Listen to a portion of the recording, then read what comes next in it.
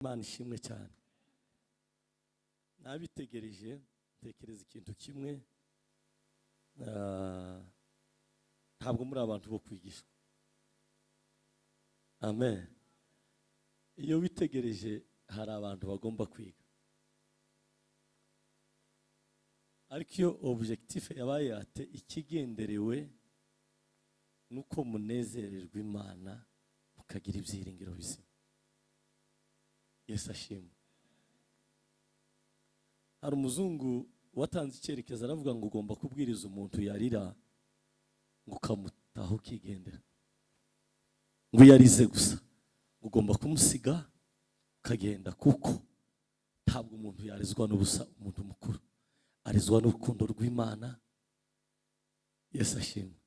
Nabonye imigeri kiyaha ndeba uko muzamutse, ndavuga atari kwa abantu nabo kubwirwa iki. Reka twiganirira akanya gatoya, twibukanye amakuru yo mu ijuru, twinjire mu gitaramo dutamira Imana dusenge, kuko muri mood yo gusenga, ndi muri mood yo kubwirizwa. Yesu ashimwe. Bivuga ngo ntabwo nza gufata umwanya munini. Reka mbanze nshima Imana kuba nongeye kandi guhaguruka imbere yanyu, mbashimira abantu bo muri Kenya ku byiza n'ababonanye. Ndabihamya neza kuko uyu ari wo munsi wa nyuma wanje yo guhagarara mbwiriza hano. Zenda ndashobora kuzabwiriza ikindi gihe bitari none, bitari muri uru rugendo, ariko ndabanza mbashimire. Yesu ashimwe. Hano naranezerewe, ndishima kubera ukuntu mwangiriye neza. Nkimara kuhagera, Pastor Kiruhura na timu ye murabizi ko ari bo bantumiye, ndahagera ngubwa neza. Mburanje mu ivugabutumwa cyane. Ibihugu byacu bidukikije ngira ngo ntacyo. Muri Kongo nagiye mu butumwa, i Burundi narabwirije, mu Rwanda ho nibisanzwe, Uganda nabwirije kenshi. Hano naho iyi ni inshuro ya kabiri, ariko aba bantu banakiriye ukuntu ko mu mwuka, niko nabivuga. Yesu ashimwe. Buryo twagiye turiga, hari ibintu ubona ukabona birarenze, ukabona iwanyuze nandi bihaba, natwe twakira abashyitsi. Ariko buriya icyo umuntu akurusha, niko mushiki wacu yavuze hariya ngo uzi ukimwubahira, ni ngombwa ahantu hose iyo umuntu akurusha ikintu urakimwubahira. Mu by'ukuri Pastor Kiruhura mwatweretse urukundo rw'Imana. Imana ibaha umugisha. Kuva tukigera ku marembo kugeza uyu munsi, mwakomeje kutwita iruhande rwacu mu kintu icyo ari cyo cyose. Kigera aha namwe mwaratwakiriye, mwatweretse urukundo rw'Imana. Ni karibu aho narindi kwa Revera, twakomeje kuganira, akomeza kumpikaza no kunereka urukundo rw'Imana. Bashiki bacu hariya abo bamwe twarabanye kuva ngeze hano kugeza n'ubu turacyari kumwe. Yesu ashimwe. Narabimaze iminsi ndatarama ngo buke, ariko hano niho nataramye buraca mu gitondo, kandi ntitwaririmba, turasenga gusa. Ndabeshe yeme, nta ndirimbo bateye, ntazo numvise. Twarasenze buraca. Ndatangara. Imana yo mu ijuru iza yumva abera bayo, ayo masengesho yasubize. Haleluya. Ntabwo naheririye, ariko reka mbere hano turi hano rero. Umunsi wa mbere nahabwirije, twavuze ubutatu, ukuntu umusaraba ugaragara muri Trinity, mu butatu bw'Imana. Tuvuga kuko ku Mana ngo wari umugambi w'Imana. Isi n'ijuru ngo bitarashyirwaho, Imana yaremye gucungurwa. Nusoma Abaefeso igice cya mbere guhera ku murongo wa mbere ugasoma chapitre ya mbere, urasanga wari umugambi w'Imana wa kera, kabla misingi ya ulimwengu haijawekwa. Imana itekereza gucungura umwana w'umuntu. duhe Imana icubahiro. Bwana asifiwe. Mwigira gute? Mwiramutoranya. Muri uwo mugambi w'Imana twaratoranijwe. Ntabwo ari twe twihamagaye, ahubwo imirimo muhaye mukora ntabwo ari iyanyu, niyo mwahawe n'Imana, kandi ni imirimo myiza. Haleluya. Paulo nawe abwira abantu, arababwira ngo ntabwo ari imirimo yanje, kuko njewe Paulo shobozwa byose na Kristo imbaraga. Nukuvuga ngo ibyo byose ngo nkora kiriho mbikoreshwa n'umwami wanje wankunze akanitangira. Bivuga ngo imirimo duhaye dukora ntabwo ari yacu, ahubwo ni y'Imana. Bwana asifiwe. Ibintu byose biri mu mugambi w'iki? Mu mugambi w'Imana. Mu gitondo muri ayo magambo Yesu agishira mu bikorwa, aritanga. Abaefeso 1:7 twasanze ko Yesu yitanga, niwe waducunguje amaraso ye, uragenda ubasome. Haleluya. Yesu ashira mu mugambi igitekerezo cy'Imana. Umwuka wera rero akora iki? Aragisapotinga. Cyagiye Yesu yasengaga mu gashamba ka Getsemane, ngo marayika aramanuka agira gute? Ngo amurambira ikiganza. Imbaraga z'Imana, presence y'Imana yabaye mu rupfu rwa Yesu. Yesu ashimwe. Uyu munsi mu gitondo twavuze hejuru yo kwicisha bugufi kwa Yesu. Umusaraba, kugira ngo Yesu yikorere umusaraba nuko yicishije bugufi. Abaheburayo 2 duhere ku murongo wa 14 hari aya magambo twavuze mu gitondo, ngo nguko abana bahuje umubiri n'amaraso, ngo niko nawe yabihuje nabo cyangwa natwe, kugira ngo urupfu rwe ngo aruhinduze ubusa ufite ubutware bw'urupfu ari we Satani. Mureke mvuga bukeya tuza kwinjira mu kigisho cyacu kiza kuba kigufi. Mumpera Imana cyubahiro. Haleluya. Iyo Yesu aza kumanuka ari Yesu w'imirabyo, ari marayika wa Bwana w'umusazano rya kera, yamanukiye ku musozi wa Sinayi. Abayisiraheli babwira Mose ngo dukeneye kureba iyo Mana, iyo Mana uzusenga natwe dukeneye kwibona. Arababwira ngo nimwiyeze nyuma y'iminsi 3 tuzamuke tuje kuri Sinayi tuze kureba iyo Mana. Bibiri ikavuga ngo uwo musozi ngo wari utwikiriwe n'igicu, ngo ari kwigicu kibundikiye umuriro. Duhe Imana icubahiro. Haleluya. Haleluya. Ngo bahagere gusa ngo bakiri mu mizi y'umusozi, ntibigeze baterera umusozi, ngo inkuba zirakubita, ngo imirabyo irahinda y'umwana w'Imana. Baravuga ati Mose, ikintu cyose uzatubwira turacyemeye, wisalenda, turemeye, zamukuje kubonana n'Imana yawe. Tibongeye kandi kuvuga. Yesu ashimwe. Imana yacu ni umuriro, igira imbaraga. Iyo akeneye kugutabara ntabayitanga. Bwana asifiwe. Iyo ifite umugambi wo kuvuga ngo none ndakwiyereka, nta muntu urayije imbere, nta muntu urayikoma mu nkokora, ntizikomwa mu nkokora no kwirahira no kuvuga. Nta kindi kintu Imana izivuga ikintu kibe gusa, ngo yirahira izina ryayo, ngo n'ukuboko kwayo kw'iburyo kuri mu imbaraga zayo. Uyu munsi Imana ikugenderere, ikwiyereke, ikora ibitangaza bitandukanye ku buzima bwawe. Haleluya. Bwana asifiwe.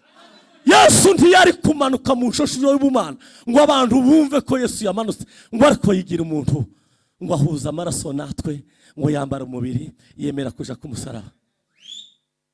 Bwana asifiwe. Reka gusa tuve guhuzuka gato gusa tuza kurangiza. Umuntu uzi gusoma neza Ikinyarwanda, yo ni Bibiliya y'Ikinyarwanda, ntabwo ari Ikinyamurenge, kuko twe ntituragira yacu. Bwana asifiwe. Aze hari ahantu nabwirije ndavuga ngo dusome Bibiliya ngo y'Ikinyarwanda, umwana yamazamurika twari ugura mu tariko ni gutuvuga ngo Bibiliya y'Ikinyarwanda hano muri Kongo, wavuze Bibiliya y'Ikinyamurenge, ntabwo turasohora yacu, kira cyari Ikinyarwanda. Haleluya. Reka dusome muri Matayo 28 duhere ku murongo wa mbere. Dutegere umuntu uzi gusoma cyane, turasoma ahantu hari. Haleluya. Matayo 28. Twumva imirimo yabaye, twumva ukuntu Satani yaneshejwe, twumva ukuntu Satani yatsinzwe, twumva ukuntu dufite intsinzi itangaje. Bwana asifiwe. Ejo bundi twarimo turaganira turavuga ngo iyi juru ngo ryatabaye, ntabwo riza ritabara gusa, riza ryamariza ryose. ntabwo Imana igira imbaraga nke. Gukora kw'Imana ku buzima bwawe ni igitangaza. Somaho umukozi w'Imana. Matayo 28 duhereye ku murongo wa mbere. Yego. Aravuga ngo nuko umunsi w'isabato ushize, Umunsi w'isabato ushize, ku munsi wa mbere w'iminsi 7, umunsi wa mbere w'iminsi 7, umuseke wenda gutambika, umuseke wenda gutambika, Mariya Magadalena na Mariya wundi baja kureba ca gituro. Baja kureba cya gituro Yesu yarahambwemo. Habaho igishitsi cyinshi. Bibiri ikavuga ngo haba igishitsi cyinshi, ngiki kintu cya mbere cyabaye. Haleluya. Amen. Habaho igishitsi cyinshi. Kuko marayika w'umwami Imana yari yamanutse avuye mu ijuru. Marayika w'umwami Imana yari yamanutse. Ni ukuvuga ngo aho ngaho iyo tuhasoma hatandukanye n'ubutumwa bwiza bwa Yohana. Uwakeneye kumva imirimo yabaye neza, uko ivuga neza. Mu butumwa bwiza bwa Yohana ni wasobora neza kuri 20 duhere ku murongo wa mbere. Wumva cyane. Naho ndacyahasoma. Komeza daye. Abirindura igitare acicaraho. Ishusho ye yasaga n'umurabyo. Yego, ishusho ye yasaga n'umurabyo. N'umwenda we yeraga nk'urubura. Imyenda ye yeraga nk'urubura. Babarinzi bamubonye gutyo, bagira ubwoba, bagira ibishitsi. Yego. Basa n'abapfuye. Yego. Ariko marayika abwira abagore ati, mwebweho mwitinya, kuko nzi yuko mushaka Yesu wabambwe. Nzi neza kuko mushaka Yesu wabambwe. Ntari hano kuko yazutse, kuko yabivuze. Uko yabivuze. Nimuze murebe aho umwami yararyamye. Nimugende vuba, mubwira abigishwa be yuko yazutse. Kuko yazutse. Kandi azababanziriza kuja Galilaya. Iyo niho muzamubonera. Dore ndabibabwiye. Yego. Bava mu gituro vuba bafite ubwoba n'ibinezaneza byinshi. Yego. Birukanka baja kubibwira abigishwa be. Maze Yesu ahura nabo, arababwira ati ni amahoro. Baramwegera bamufata ku birenge, baramupfukamira. Maze Yesu arababwira ati mwitinya, nimugende mumubwire bene data baje i Galilaya, niho muzambonera. Bakigenda bamwe muri babarinzi baja mu murwa babwira abatambyi bakuru ibyabaye byose. Bateranira hamwe n'abakuru b'inama baraganira. Yego. Bagurira abasirikare ifeza nyinshi. Bati muje muvuga muti abigishwa be baje nijoro dusinziriye baramwiba. Amen. Umutegeka nushaka kurikira. Amen. Bwana asifiwe. Haleluya. Yesu yarazutse. Dufite ijambo. Haleluya. Dufite cyo kuvuga tubwira abantu bayandi madini. Le Buddhist n'abandi bantu bose batizera imbaraga z'Imana ziranyuze muri Yesu. Haleluya. Aba ni abagore Yesu yarakijije. Umwe Mariya ngo Yesu yari yaramukuyemo abadayimoni bangahe? 7. Ngo ntihanganye. Bwana sifiwe. Iyo abantu bari mu itorero batakurikiye neza, rimwe na rimwe bajya bakora ibintu byamaze gukorwa. Aba bagore nabo barimo bagenda barabanye na Yesu ariko ntibigeze bamenya. Bwana sifiwe. Umunsi umwe ngo Mariya Yesu ngo yari yarakuyemo abadayimoni 7, ngo aramwegera, ngo aranezerwa, ngo abone nta kindi yakora, ngo aragenda azana ngo icupa ngo rya narada ryarimo amavuta y'igiciro yitwa narada, ngo ayisuka ngo ku birenge bya Yesu. Ariko muzi ikintu Yesu akunda, ukeneye no kumara wese gusa n'umutima wanezerewe. Mumpera Imana icyubahiro. Haleluya. Narimvuze ngo ukeneye ko Yesu amanuka akakwere nukunezerwa, kuko Bibiri iravuga ngo nunezerwa gusa ngo Uwiteka Imana ngo azaguhiza umutima wawe ugira gute ushaka iyo wanezerewe. Bwana sifiwe. Ngo afata rya cupa ngo umukondo w'amavuta ngo ayasuka kuki ngo ku birenge bya Yesu. Amaze kuyasuka ku birenge bya Yesu, haleluya, ngo yabanje kuza. Abantu natekereje ko Mariya yari umuyumbe gutanga. Mariya yari umuyumbe, yari yarasobanukiwe. Ko ndashaka ngo tuza dukora ibintu twarasobanukiwe. Mwafata uwo mukondo w'amavuta, ariko mbere haleluya, ngo yageze ku birenge bya Yesu, ngo aratuza, ngo araceceka. Ngo amaze guceceka, ngo akomeza ngo kurira iki amarira ye, ngo arabanza aririra ku birenge bya Yesu. Mukanya yumva noneho ngo ibintu birahindutse. Duheze Imana icubahiro. Ngo aragenda ngo afata ngo umukondo ngo w'amavuta, ngo yanarada, ngo yari igiciro cyinshi, ngo yafukumurira kuki ngo ku birenge bya Yesu, ngo afata umusatsi we ngo aramuhanagura. Ucagiye ngo tangire kubikora, ngo abantu muze mureka abantu bagizere ko bakorera Imana. Tukitangiye kwa utazi yo ruturutse. Ngo ariko kuriya ngo bareba mbe babaye gute, babaye kuriya nyine, kuriya bayimbe bajya bamenya. Ngo se kira kintu ngo paste ngo birebire birimo akwa. Ntabwo intumwa ngo zigeze zimenya igikorwa Mariya hayakora. Nimba umuntu akurusha gukora, musabira umugisha gusa. Only that. Icyo cyonyine. Bwana sifiwe. Ngo baje kumukuraho, Yesu ngo arabari bitegereza ati nageze hano. Abayuda bagiraga umuco wo kozanya iki ibirenge. Nta muntu wigeze anoza ibirenge. Atari ko we amarira ya Mariya niyo yogeshe bino birenge byanje. Bwana sifiwe. Yama babwira ngo bari ko bamuza, ariko kaya mavuta kumenyeho. Titwoyagurishije inkuru z'abayuda Iskariote, ngo tukayafasha abakene. Nimba hari ikintu cyarangaga Yuda ngo kwari gukora no mu ruhago yayo batanze amwe bakayiba, ariko Yesu akamwihorera.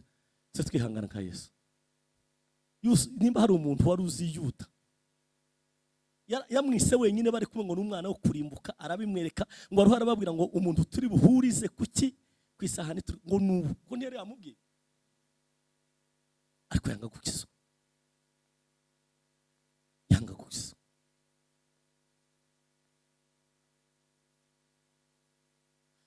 Ariko Mariya yari kokora igikorwa cy'ubuhanuzi. Bwana sifiwe. Ntabwo Yesu bari gusiga umurambo we nk'uko abandi bayuda bose bakoraga, kuko Yesu yari Imana. Ntabwo bari kumugaragura ngo baze kumusiga. Aravuga ngo ibi ngibi ngo aha yakora uyu muhaye mubona ngo arimo arateguza iki urupfu rwanje. Ayo mavuta niyo babagore bari bagiye kumusiga mu mihango y'abayuda atazi ko yasizwe. Nico gituma nanivuze ngo mu rusengero ibintu bimwe birakorwa, abantu ntibamenye ko byakozwe, bakaza babigarura mu yindi shusho kandi byaramaze gukora. Mu yandi magambo, ujye ukorana n'abandi. Duheze Imana icubahiro. Yo, haleluya. Haleluya. Mariya arahanura. Burya yari kuhanura ngo ngaya mavuta ko ndamusigiye inarada, mu yindi minsi mike, mu minsi ngahe Yesu arahambwa. Umuhango w'abayuda ntawe uzawukorerwa, ntiyari kukorerwa kuko ntiyari umuyuda, yari Imana. Bwana sifiwe. Bibiliya iravuga ngo kuwa mbere w'iminsi 7 Mariya Magadalena ngo na Mariya wundi ngo mu rubungabunga ngo bwenda guca mu gitondo mu rukerera, baravuga ngo reka baje kureba, ngo baje kuri cya gituro, ngo bitwaje amavuta Yesu yasizwe kera. Baravuga ngo reka tuje kumureba kandi tugiye kumusiga amavuta, ngo baragenda. Ariko ngo bari bafite verse mu mutima ihaye ivuga ngo ninde uri butuyirandurire igitare. Niyo verse bari bafite mu mutima ko tugiye ku gituro. Aho ubundi ngo cyari gituro, ngo bari bashizeho ibuye, ngo barihomesha ubushishi hejuru ya ryabuye, ngo bakubitaho iki ikashe y'abaroma, ngo batora abasirikari ngo bimbaraga nishi, ngo bazi kurinda. Ni muririnde turebe ya minsi 3 kwizagenda. Reka turebane imbaraga zabo ni zacu. Bwana sifiwe. Duheze Imana icubahiro. Nibutse ko dufite umwami. Yo, haleluya. dufite umwami uzutabara. Abadayimoni bahagurutse bavuze ngo reka turebe imbaraga zabo, reka turebe kiriya kintu ko kizakunda. Marayika w'Imana azamanuka presence ye, ijuru ngo rigatabara rikakwereka imbaraga zaryo. Duhe Imana icubahiro. Bwana asifiwe. Kuwa mbere w'iminsi 7 Mariya Magadalena, ngo mu gihe bavugaga gutyo, ngo bagendaga bavuga ati Mariya we ni gute uko se biragenda gute, ninde uri butubirandurire kira gitari. Bwana asifiwe.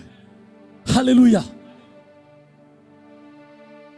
Nababwiye ngo ubutumwa bwa Matayo nuza kuhasomaho haravuga ngo basanze igitare cyakuweho. Ahangaha ni inkuru nyine bandikaga, ariko inkuru z'ukuri. Yesu ashimwe. Haleluya. Ariko ngo bakihagera ngo marayika umva ko ibo bahise basanga marayika ari kurindura igitare. Bibiliya iravuga ngo abirindura ngo igitare ngo acicaraho, akariviringisha jiwe, ahindura iryo buye ngo aryicaraho. Haleluya. Yerekana imbaraga z'ijuru. Reka nkubwire mwene data, nuzaza usenga Imana umenye ko dufite imbaraga ziruta ijuru n'isi. N'isi yahaguruka, abadayimoni bakabyuka, dufite kwicara ku mbaraga za Satani. Nuko umuririmbyi yaravuze ngo shetani yu chini ya miguu yetu, nukuvuga ngo ari munsi y'ibirenge bya Yesu. Amemuseta, aramukandagira, yaramusinze, afite imbaraga. Nta kintu na kimwe kizadutera ubwoba. Bwana asifiwe. Ngo abirindura cya gitare ngo acicaraho, ishusho ye ngo yasaga n'umurabyo. Muzi umurabyo iyo ugize gutya abantu bose barahumiriza, nta muntu uzubwira umuntu ngo rekerayo. Ngewe inkuba rimwe yigeze kumpusha ikubita inkingi negamiyo, irayijanjagura negamiyeho ruguru mu rurambo, irayijanjagura irashira. Umurabyo ntabwo ubona umurabyo, ubona umuriro, ibishashi bikomeye bisinda. Ngo ishusho ye ngo yasaga n'umurabyo, imyenda ye ngo yasaga n'urubura. Yesu arera, nicyo gituma natwe tugomba kwera. Haleluya.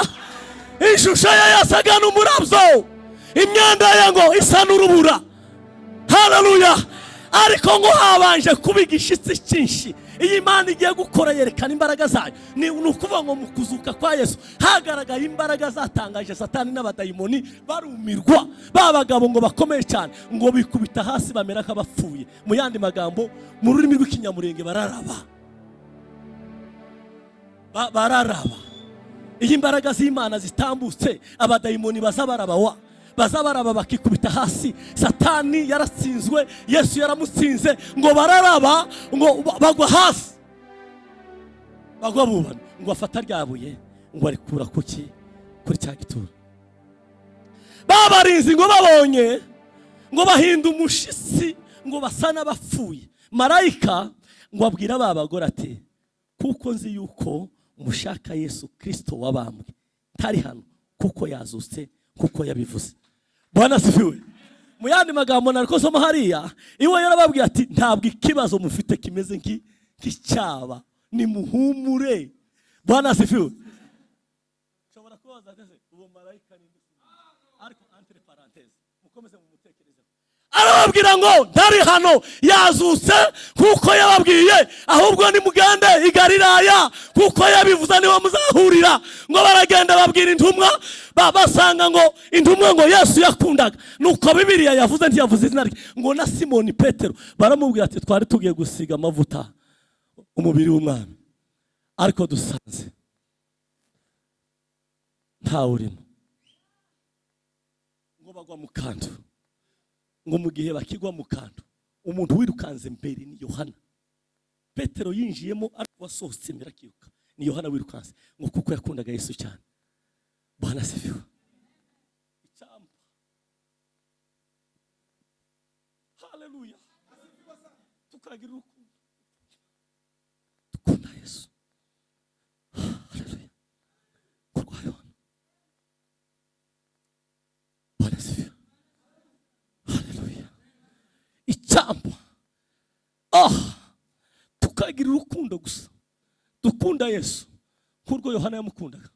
Ntabwo yavaga mu gituza cye, alikuwa mwanafunzi mpendwa, ariko nta kindi Yesu cyatumye amukunda ngo ni urukundo rwari rutsindagiye mu mutima we ngo rutagiraga akagero.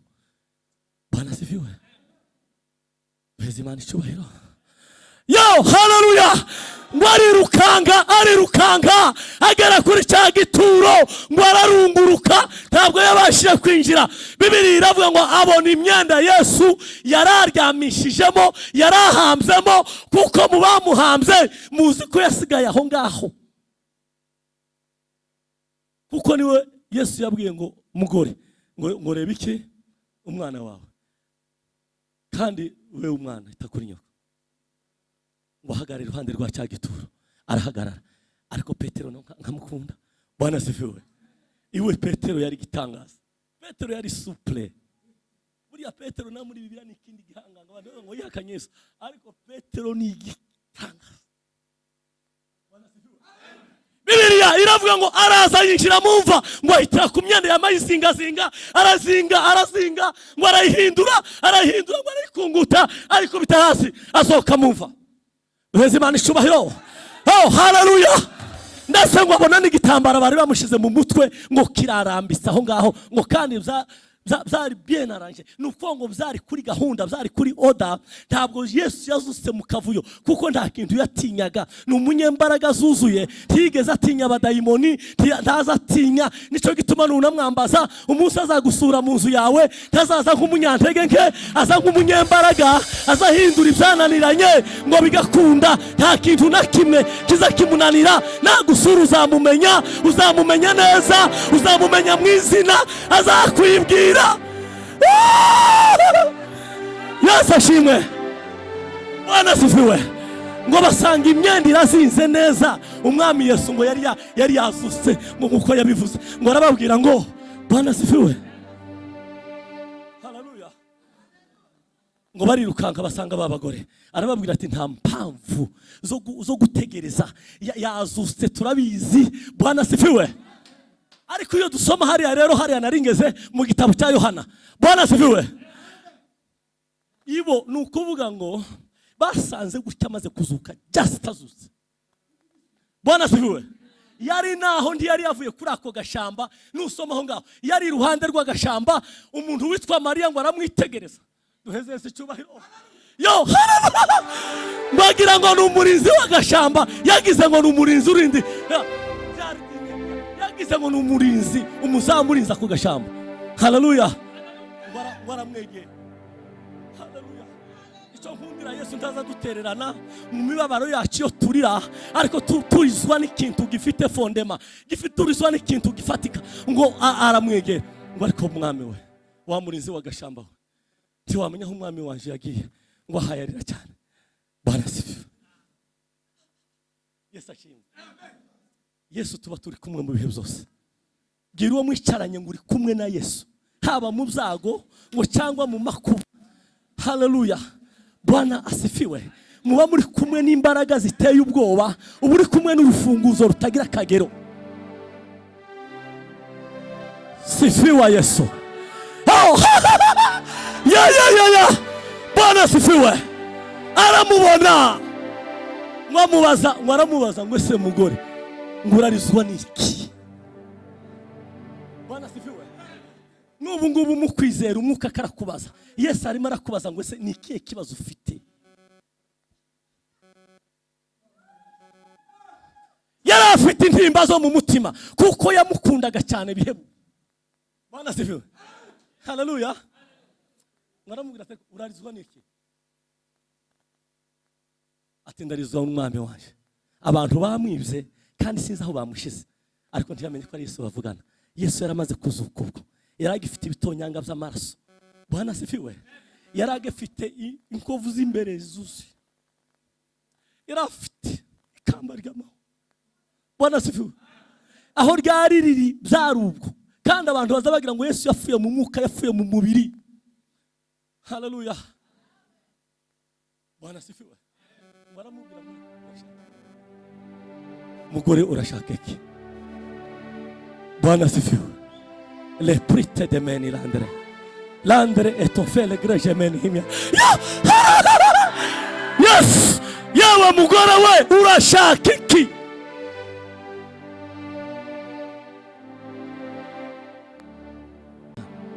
yari afite umutima umenetse ushenjaguwe n'urukundo. Bwana sifiwe. Ngo aramuhamagara ngo Mariya, ngo amwitaba mu Giheburayo ngo Rabuni. Ngo arahindukira, ngo karame mwami wanje. Ngo arahindukira, ngo ahita amumenya. Duheze Imana icubahiro. Aramumenya, yaramuhamagaye. Iyo aguhamagaye mu izina uzumumenya. Ikibazo abantu barimo bayoba bagatizira ntarabahamagara. Mukoreho ngo hamagarwa na Yesu. Hamagarwa na Yesu. Bwira uwo mwicaranye naguhamagara wumve. Bwana sifiwe. Ntaza ati ikibazo mu nzira, ntiyagutererana, ntiyagutera ibitugu. Uko yamye niko ari kandi niko azahora iteka ryose. Ariko ikigukwiriye none nuko wumva ijwi rye ukaryumva. Ngo aramuhamagara ngo Mariya we.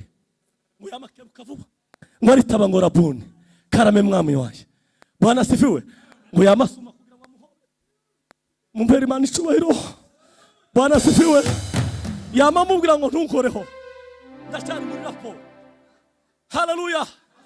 Niho yamubwiye ngo ndazamutse nonaha ngiye kwa data. Nukuvuga ngo intumwa yaze kuzibonekera bwa kabiri, ariko aravuga ngo agifite ibitonyanga by'amaraso. Bwana sifiwe. Ngo aragenda ngo agera ku ntebe y'Imana, ngo arayibwira ngo wa Mana we, imirimo wantumye gukora narayirangije, narayisohoje. Isiracunguwe, isiracunguwe, isiracunguwe. Aratangaza mu ijuru. Bwana sifiwe. Nibwo yasubiye kumanuka avuye mu ijuru. Yamabanziriza i Galilaya. Bwana sifiwe. Haleluya. Bwana sifiwe. Ngo babonekera ngo minsi 40 ngo babwiriza ubwami bw'Imana. Niyo teme centrale ya Yesu.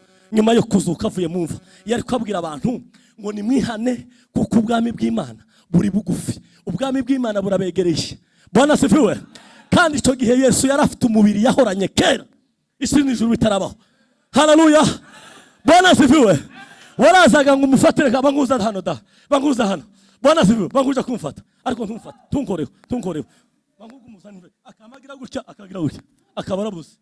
Nukuvuga ngo yerekaga abantu umubiri wo guca mu bisika no guca mu bitare, abantu ngo bakamubura.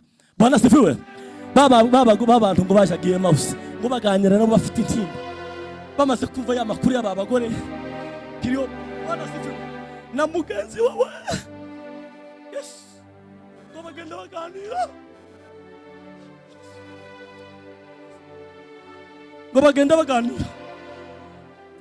ngo bagenda bavuga ukuntu Yesu yageraga neza, ukuntu ngo yahumuraga impumyi, ngo akazura n'abapfuye, ngo ariko bamuhora kumwica, ngo no kumutera imisumari, ngo bakomeza kuvuga gutya, bavuga ngo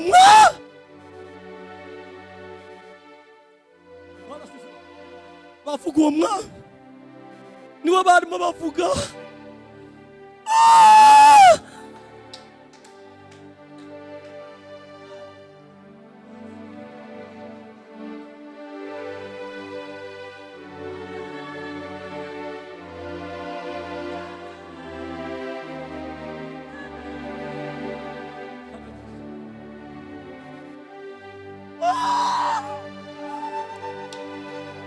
Niwe barimo bavuga. Yesu niwe barimo bavuga. Bagenda baganira we, muziriye Emausi, bagenda bavuga we.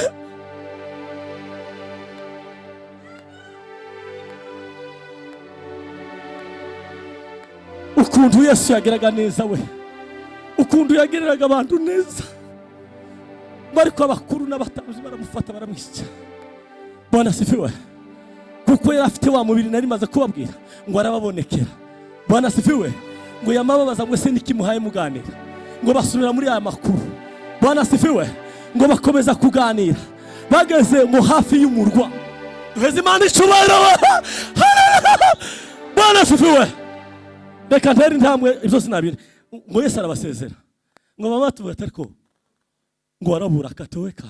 Ngo akimara kubura Yesu ashimwe, ngo baravuga ariko nukuri uzi ko ari we, uzi ko abaye we. Ngo mu gihe twaganiraga imitima yacu yarikeye. Bwana sifiwe. imitima yacu yarikeye, baramutekereza bamavuga ngo nukuri ndiwe. Bari mu gahinda. Reka nkubwire, nimba reka nugira agahinda ugatekereza Yesu, menya ngo Yesu yahageze.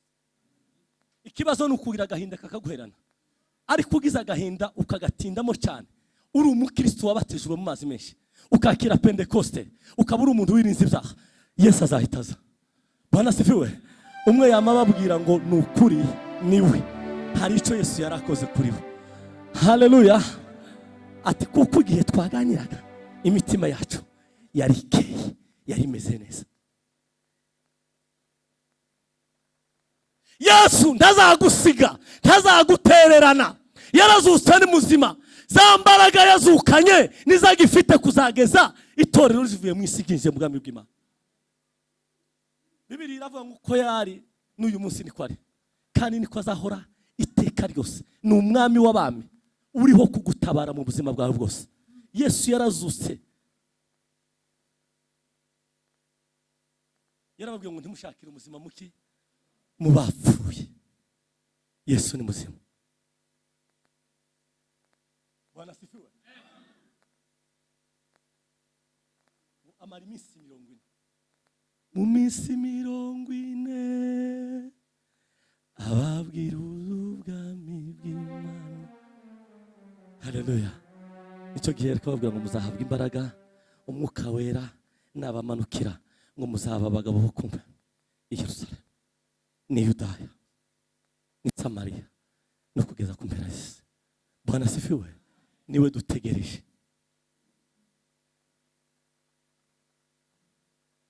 Ntekereza nk'umuntu wakwihenda akambwira ngo Yesu ntazagaruka, no mureba igisure gusa, bene ntukaza basubiza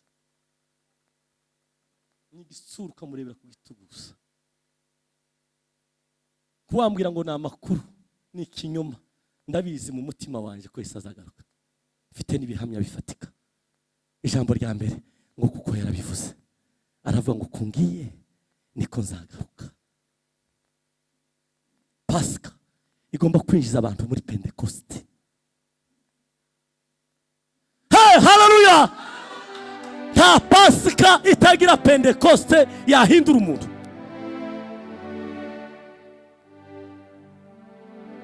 Nta Pasika itaha umuntu kuzindwa icyaha yakwitwa Pasika.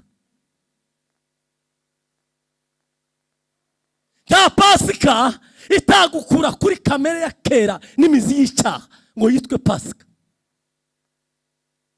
Iki kwemeza ko umuntu yuzuye umusaraba n'amaraso ni ugukora ibikorwa by'umwuka wera. Bwana sifiwe. Haleluya. Reka soreze ku ijambo rito yansoza. Amakuru ya Pasika nayo naganiraga, reka mbabwire. Haleluya. Mwiteguye kugaruka kwa Yesu? Reka mbabwire gusa ijambo rimwe yabwiye intumwa. Yesu ntaza gufata ibintu zangu. Sirinde ijuru rigene kuba. Bwana sifiwe. Nitumara dusenga, duheze Imana icubahiro. Oh, haleluya. Luka 20 na kangahe mu gice cya nyuma muraza kubasanga. Ngo yegera abigishwa, dukomeje kwakira umukozi w'Imana Jean Paul, ni inshuti yanjye. Jean Paul twakoranye umurimo w'Imana mu rusengero rumwe, turabana. Ari mu kazino, ariko urusengero rwo ruracyari rumwe. Ndabeshe Jean Paul, mission turaziranye yabivuze. Duheze Imana icubahiro. Ariko umuzi ko tuzaja mu bahe bavuga ngo turacyatuye muri iyi si se. Oya ni ukuri kw'Imana. Hoya turi hafi yo kuzabona Yesu aje kureba iki wamwemeye. Haleluya. Yo, haleluya. Reka mbabwire ijambo nangize inyigisho zanjye. Arababwira ngo ni mwebwe mwagumanye nanje ngo muzo nageragezwe byose. Bwana sifiwe. Amagambo ya nyuma ya Yesu amaze kuzuka, ni mwebwe mwagumanye nanje muzo nageragezwe byose. Ntabwo ntabwo mugeze muntererana, ntimwigeze muntera umugongo. haleluya. Ni mwebwe mwagumanye naje. Yesu ababwira ijambo rimwe gusa, niryo nshaka kubabwira, kandi nawe urarifite. Arababwira ngo mbahaye ubwami. Bwana sifiwe. Tigeze ababwira ngo mbahaye amafaranga. Abavuga butumwa banone bazabone muzana amafaranga twigendere. Zana amafaranga ngusiga amavuta. Aho nabadayimoni. Arababwira ngo mbahaye ubwami, ngo kuko naje nanesheje, ngo data kampa ubwami. Reka mbabwire impamvu Yesu yababwiye ngo mbahaye ubwami. Ijambo rya mbere, ubwami bwa Yesu nta wabuvogera. Iyaza kubaho abana b'abana bari gupfa bakagira gute, bakababara. Ariko yabahaye ikintu, Bwana sifiwe, kitazatuma bababara kugeza bageze mu ijuru. Arababwira ngo njyewe naranesheje, nihanganiye umusaraba, maze kunesha muri ya safari ya mbere. Yesu amaze kuzuka, ageze iburyo bw'Imana. Haleluya. Ahabwa ubwami, ngo yitwa izina risumba yandi mazina yose, ngo yicara iburyo bw'Imana. Uwo niwo murimo afite, yicaranye ubwami iburyo bw'Imana. Aha yakora iki? Abaroma 8:22 ngo adusabira imbere y'Imana, ngo niho imini hitavugwa. Ngo umurimo Yesu afite no mbahaye ubwami. Tigeze abaha amafaranga, bacuruje bagahomba, bakavuga ngo ariko Yesu yadusigiye amafaranga none yarashize. Ntabwo yabahaye ikintu kizashira.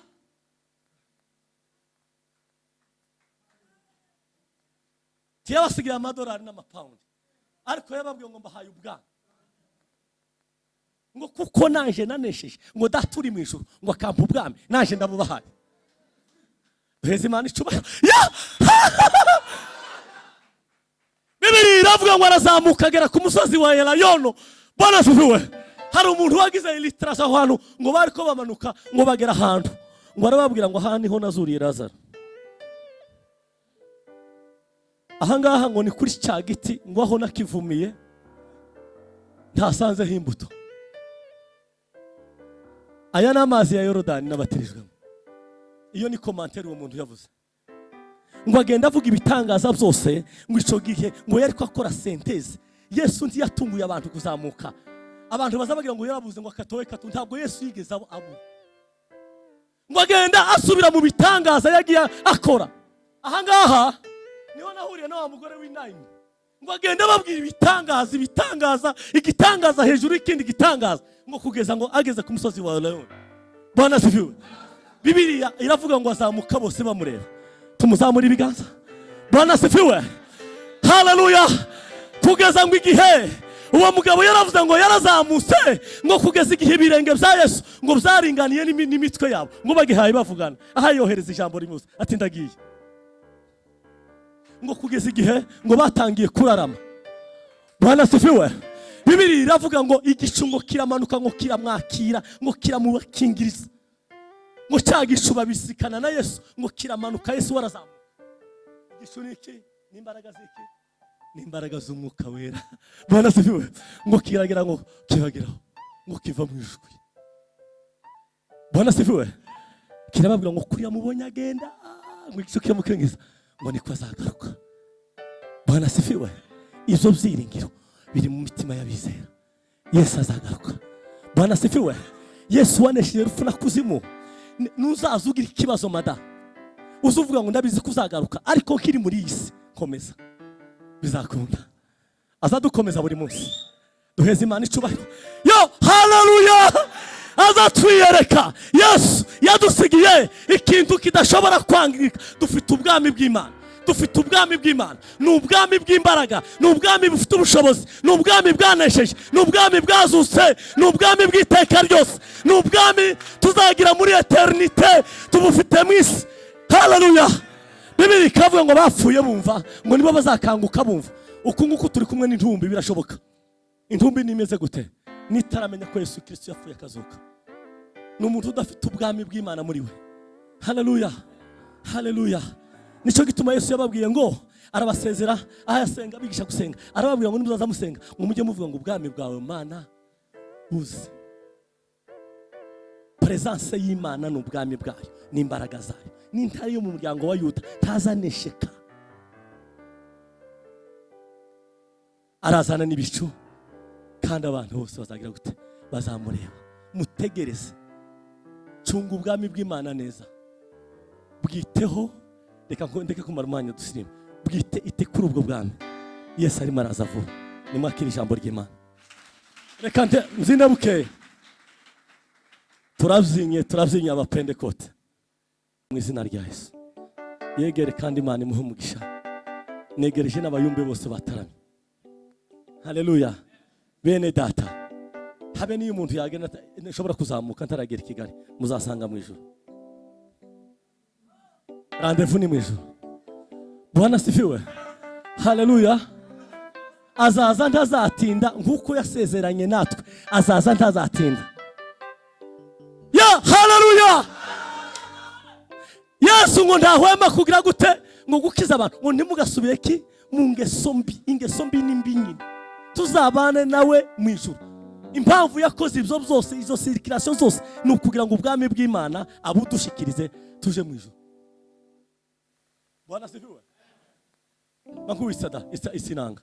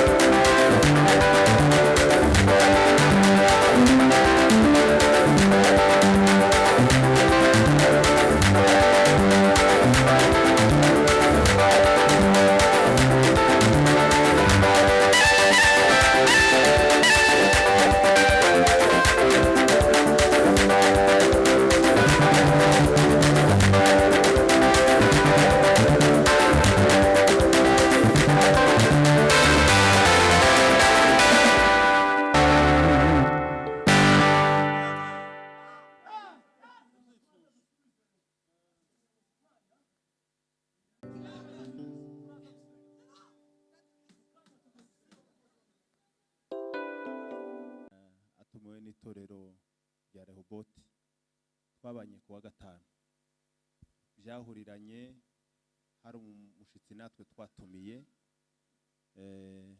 kandi ubutumire bwiwe bwari bugize igihe ndetse bubarirwa ku minsi kuko hari ahandi naho yashakaga kuja. Ubwo rero tubana ku wa gatanu ngo habe ku wa gatandatu twari dufite ubukwe bwo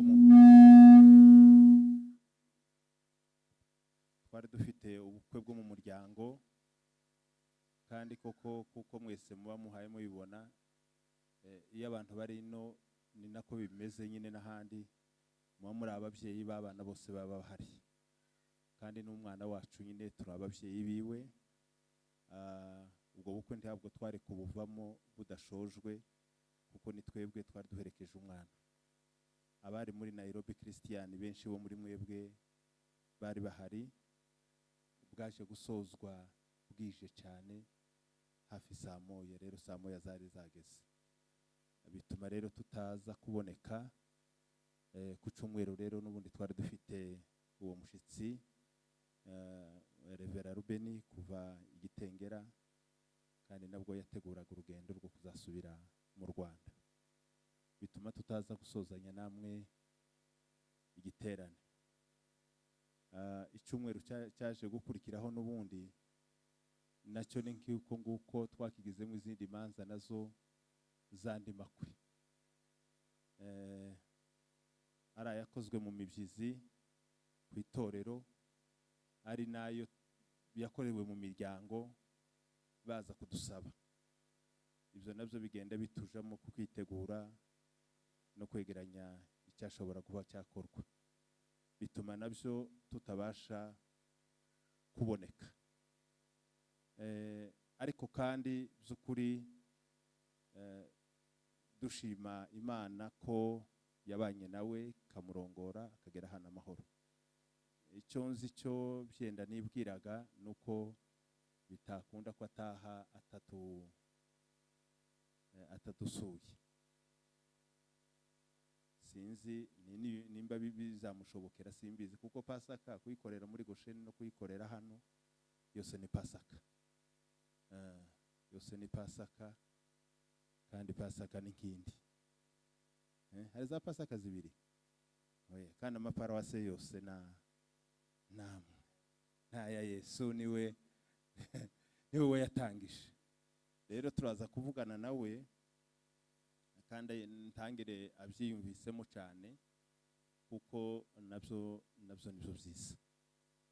Nabyo byiza tutazamuta w'imfane. Ubushize muyoboke yageze hano ntabwo twari tubizi, habe na telefone uzamutubarize cyasigaye kiba muri Rusizi none gana na mugenzi wiwe aje nawe akagenda nkuko mugenzi we yagiye. Ubwo rero izo bari systeme ubwo nyine bizaba ari uko nguko.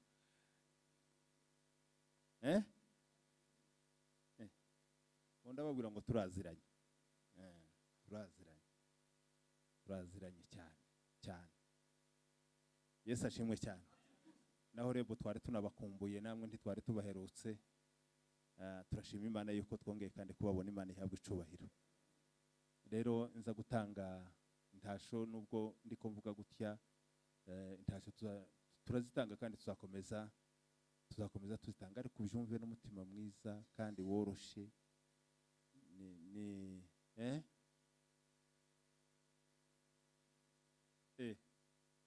Ariko nta kibazo.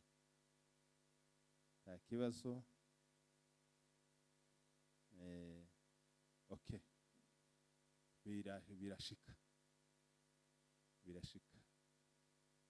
rwose uzaba dusuhuriza. Ni kurya mwana tubwiye Yesu Kristo ko yararejo n'uyu munsi ni kwari. Iyo jambo ndarikunda rizarifasha umutima tazahinduka. Yesu ashimwe cyane. Nicyo cyari kinkuye aho twari turi, nabo bari bahari. Ndavuga ngo reka nihute mbasige kandi size hari umukunga gutya gutibutse. Sinzi aho uza kugarukira ngeretse bakata amashanyarazi. ndababwira nti njyewe reka nsimbuke ingere hano umwanya mutoya cyangwa uguni iwacu umunsi Gosheni itangira umunsi itangira tekerezaho umurimo watangiriye umunsi utangira huye umunsi dutangira Gosheni wa mbere pa nitwe twari turi kumwe ko murumva ntari se ko muwe muceceka none kuravuga ngo ugenda gute none namwe ni mubishire mu gaciro ikibanza bubatse mu ikanisa ntari nageraho none nije cyari cyanditseho amazina none ko muravuga ngo none mwe iyo Vince mwe uko mwoyemera mumfashe twama tubihakana mu izina rya Yesu bize gukunda rwose ubwo nukuvuga ko turaziranye kandi twarasenganye kandi twabanye neza Yesu ashimwe cyane hari ibyo Imana izigenda ikora kintu kukindi tukagenda duhaye tukibona rero kugira ngo ntaza gutwara umwanya muremure nze gusubiza abandi umwanya hari amagambo Yesu yavuze umuntu wari uvuye Yerusalemu haye amanuka aja Yeriko ngo agwa mu gicuciki cy'abambuzi ngo baramukubita baramwambura ngo bamusigaho gatoya yenda gupfa umutambyi n'umurebe ngo baraza barakikira baratambuka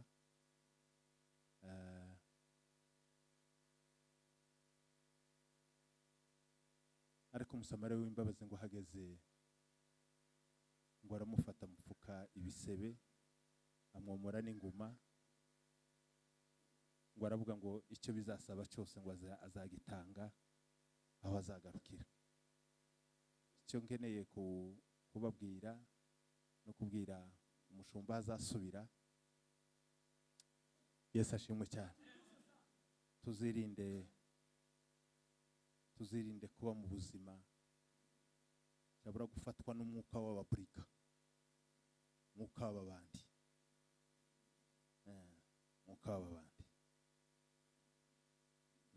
umwuka w'amabandi urahari kuri ino si ya Nyagasani kandi ntukorera nyuma y'itorero uri mu gukorera mu itorero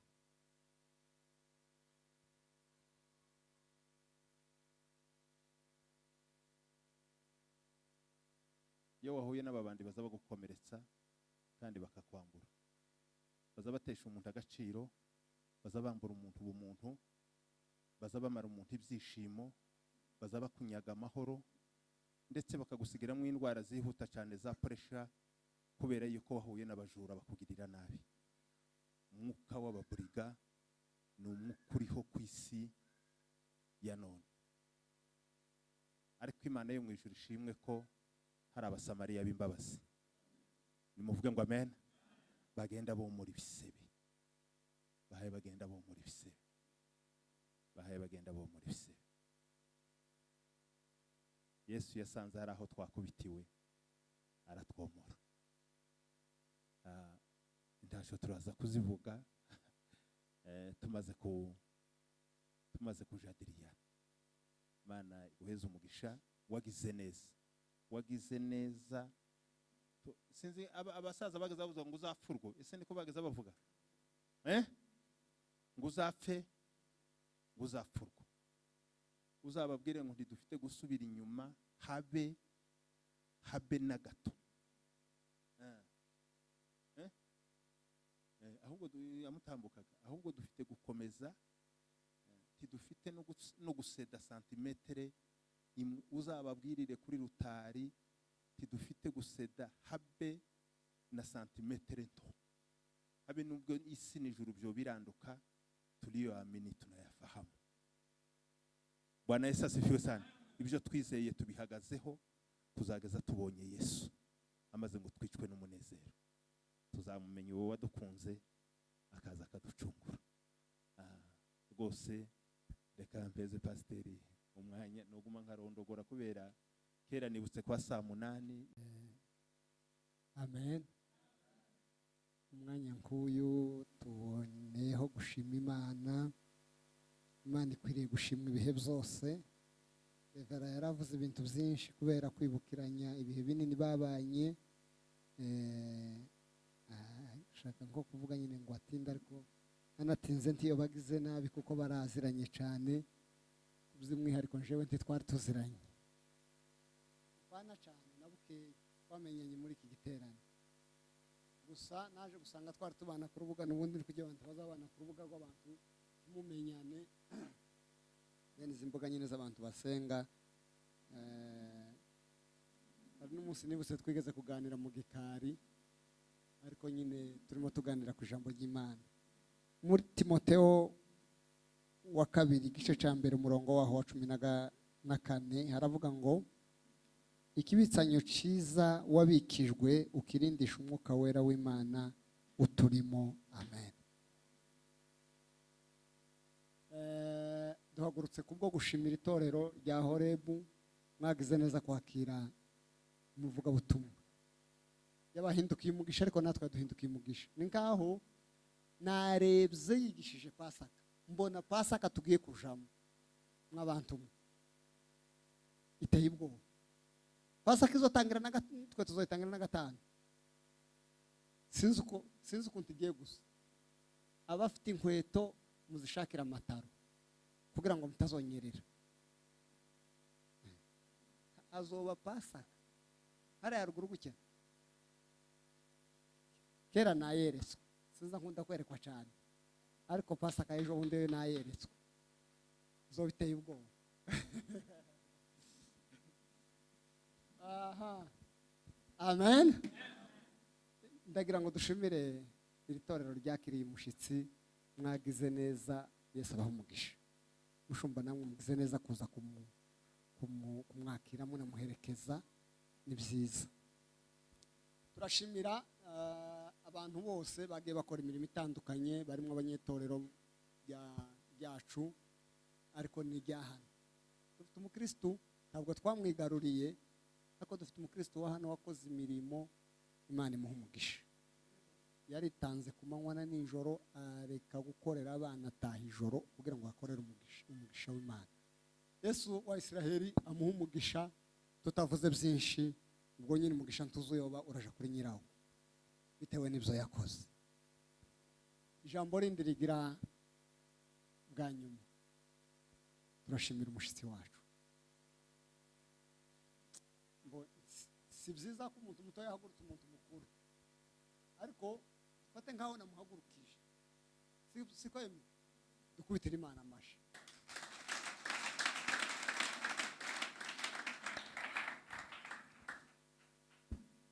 Pasiteri wagize neza, wagabuye ijambo ry'Imana uko Imana yaguhaye kurigabura.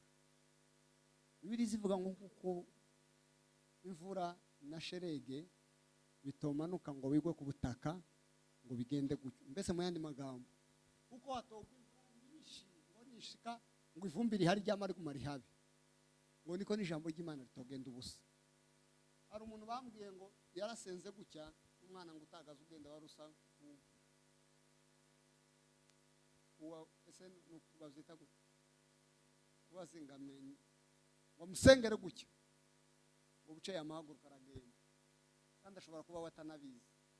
Ariko imirimo mwakoze muri kino gihugu, Imana izoyibibukira mu ijuru kandi izoyibahembere mu isi. Turangiza kugira ngo tudatinda, tuze gutanga umwanya w'abandi. Muzo dusurize itorero ry'Icyangugu, Gosheni, cyangwa n'ahandi hose muzoza muca. Nushaka uzotangirire muri Matatu hano, ubabwire ngo itorero rya Kayore, Horebu na Rehoboti, abera b'ini Kayore barabaramukije. Nimugera mu Bugande mukabona itorero, mukabona uburyo bwo kuvuga, muzobaramutse mubabwire ngo abera b'ino barabaramukije. Nimugera mu Rwanda aho muzoteranira, basize intasho uzozimarane nk'ukwezi kose uzitanga. Hari abantu bazi kuvuga amakuru, bakamaguma akavuga amakuru ukwezi kukarinda gushira bakivuga aya makuru gusa. izi ntasho uzubabwira ngo hari abera bari muri Nairobi baruriho rwo kuja mu ijuru buca bataha barabaramukije, uzozidushikirize ntabwo wonanirwa kuzishitsa. Uzosuhuza abashumba bamukorana, uzobabwire ngo twarabashimiye imbaga y'abantu bangana gutya, kubare kuri byumweru bigeze muri 2 mukaza mugati itorero, uzoshimira abanyetorero, uzoshimira abashumba. Jewe nzamwumva pasiteri sindamubona live, pasiteri muyoboke bakorana, ariko gasiga itangaza kuba ntaramubona, ubwo nawe ntarambona, siko se? Noneho ndatinze uzomudushimire, uvuge ngo twaramushimiye, ariko kandi namwe turabashimiye. Nimugenda igihe muzotekereza kugenda ni amahoro, nimudatekereza kugenda mugatekereza kuba muri hano, turacari kumwe ntitubinuze. Ahasigaye Imana ya Isiraheli ibaha umugisha, murakoze cyane. Yesu ashimwe. Azaza zikiriho kandi abacunguwe bose bazazinezererwa, kandi inkovu z'imbere azaza zikiriho kandi abacunguwe bose bazazinezererwa. Ngamubwo tuzazireba, ngamubwo tuzazireba, ngamubwo tuzazireba, ibyishimo bizatwica. Ngamubwo tuzazireba, ngamubwo tuzazireba, ngamubwo tuzazireba, ibyishimo bizatwica.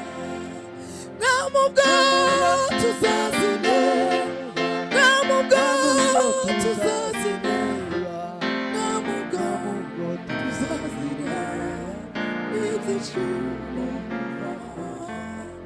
kandi inkovu z'imbere azaza zikiriho kandi abacunguwe bose bazazinezererwa, kandi inkovu z'imbere azaza zikiriho kandi abacunguwe bazazinezererwa. Ngamubwo tuzazireba, ngamubwo tuzazireba, ngamubwo tuzazireba, ibyishimo bizatwica. Ngamubwo tuzazireba, ngamubwo tuzazireba, ngamubwo tuzazireba, ibyishimo bizatwica. Ngamubwo tuzazireba,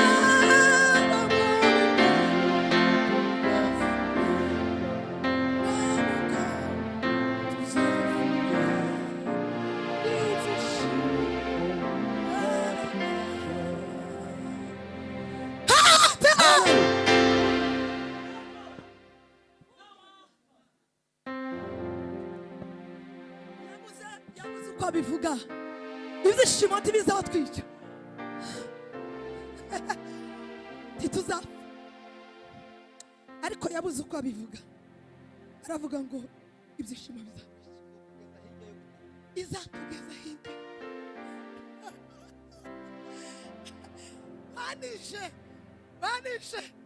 banishe numvise ko iyo ndirimbo itibuka wayivuga. Ijoro ryo kuwa gatanu Petero yaratubwiye ngo umuntu iyo arwaye ngo azasa n'iki n'indwara, sinza mbabwira tidusa n'ibyo turya, sinza mbibabwira iminsi yose tidusa n'ibyo turya, habe n'ubwo worya imbuto zose za Nairobi, niyo nabonye igira imbuto zose nishi tiwosa n'imbuto za Nairobi. Umuntu azasa n'uko ari buri gihe cyose. Iyo uri mu bunebwe uzusa n'ubunebwe, iyo uri mu bubyutse uzusa n'ububyutse, iyo uri mu masengesho uzusa n'amasengesho.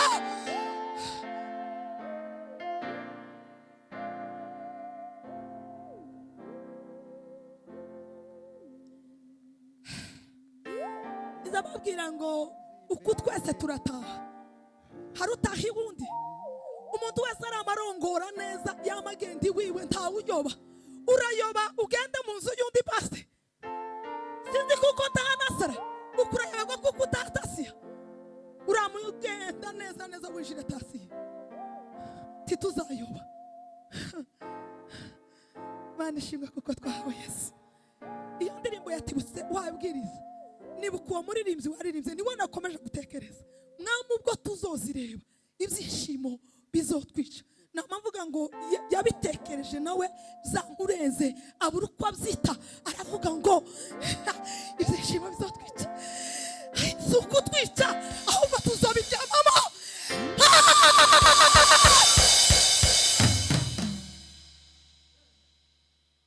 Tibizatwica tuzabituramo. Ubeka batekereza ko kantu tuzobibamo iteka ryose. Mwamubwo tuzazireba, mwamubwo tuzazireba, mwamubwo tuzazireba ibyishimo. Mwamubwo tuzazireba, mwamubwo tuzazireba, mwamubwo tuzazireba ibyishimo bizatwica. Turirimbe twese. Mwamubwo tuzazireba, mwamubwo tuzazireba, mwamubwo tuzazireba ibyishimo bizatwica. Shiramo 7.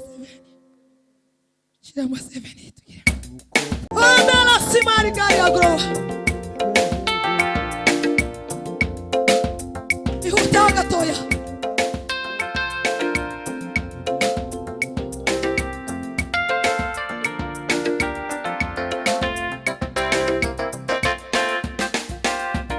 Aburamu egeze kumubona ushusho ivize yitama. Ishogiye yari gufashwa n'ibihe kuri bihabirana yaguye saraje. Aburamu egeze kumubona ushusho ivize yitama. Aburamu egeze kumubona ushusho ivize yitama.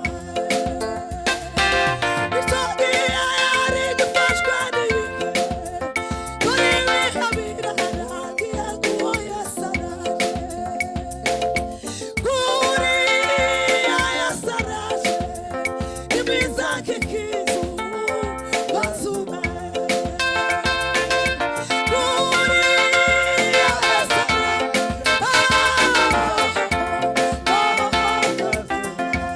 kuriya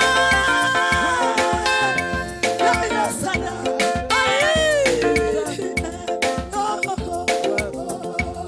kuriya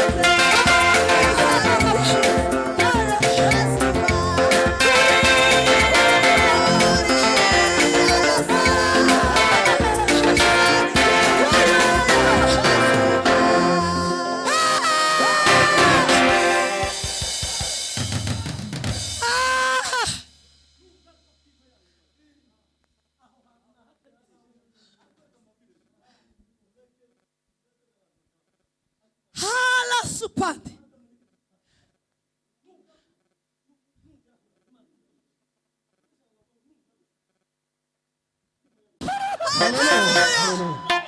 Bwana asifiwe. Yanatangiye gutekereza abantu barwaye cyane. Umutima niyo nkomanga irimo. Jewe na sintinda. Ariko nangiye kumabwira. Amateraniro yose yabaye mibi. Haleluya. Kumenya ko presence ya Yesu yabaye mu materaniro. Apana y'umushi. Apana ya Jean Paul. Abari pastor mutima munyakara. Abari pastor. Yesu ashimwe. Hondaga abantu.